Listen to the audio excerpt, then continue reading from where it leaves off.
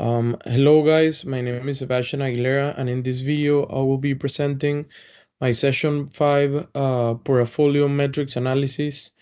I'll walk through the code I wrote to calculate important investment metrics like return, volatility, Sharpe ratio, alpha, and beta. Then I'll run the code and explain the results.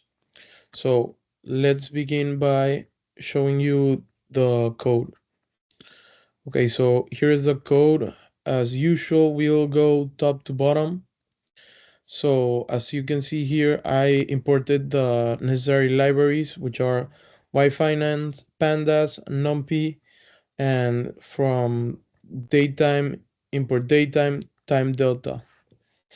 Okay, now I'll define the portfolio I want to analyze. Um, I've selected 4 stocks across different sectors to keep the portfolio diverse. So 30% is for Nvidia, 25% is for Costco, and 25% is for United Health, and finally 20% is for Visa. So here you can see that I set the time frame. Um, the formula for start date is end date minus time delta. Days are 365. Then I downloaded the the price data, as you can see here. Um, the data equal one finance YF dot download. So you get the ticker, the start date, end date, progress false, auto adjusted false, and as you can see here, you can get a check. It'll print down a check when it's downloaded, and I put the emoji of alert if it's missing, adjusted close. So then I downloaded the benchmark, um, the S&P 500 and using SPY. So SPY data equals YF download. And here you can see it's the same logic as the download for the price data. And it'll raise a value error if the SPY benchmark data is missing adjusted close. Then I calculated daily returns for both the stocks and the benchmark, as you can see here. After that, I calculated the portfolio daily returns. It'll calculate the portfolio daily returns. And it's going to, as you can see here, it's going to take a weighted sum of the individual stock returns. Now, for the metrics calculation, you can see that we calculate the total returns. We also calculate annualized volatility, Sharpe ratio, and its risk-free rate assumed at 3%. Align dates for beta and alpha. Beta using NumPy arrays. Alpha for the CAPM formula. And here, of course, to display results. So let's run the code together.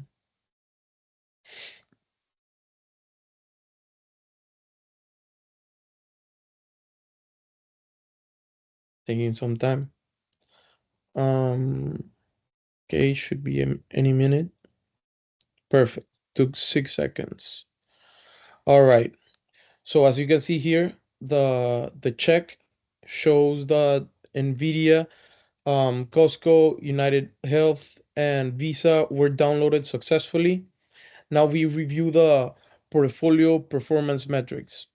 So the total portfolio return was 11.1% over the past year. The benchmark return for SPY, we can see that the S&P 500 return was 21.66%. So I underperformed the S&P by 10.56 percentage points. For volatility, my portfolio had a volatility of 24.12%, which is very high. Um, this means I had a lot of upswings and downswings. For my Sharp ratio, which was 0.34, is very low. It it it basically means that I I didn't get very good returns on the amount of risk that I took. So I took too much risk and didn't make that much money. Um, okay, now for the benchmark Sharp, um, the SPY Sharp ratio was 0.93, which is much stronger, closer to the professional standard, which is 1. For beta, I got 0.94, as you guys can see here. And the portfolio moved slightly less than the market overall, but not overly aggressive. Um, and finally, for alpha, it was negative 9.5%, meaning I significantly underperformed the market even after adjusting the risk. So even though this portfolio generated a positive return, the metrics show that I underperformed the market both in raw and risk adjusted terms.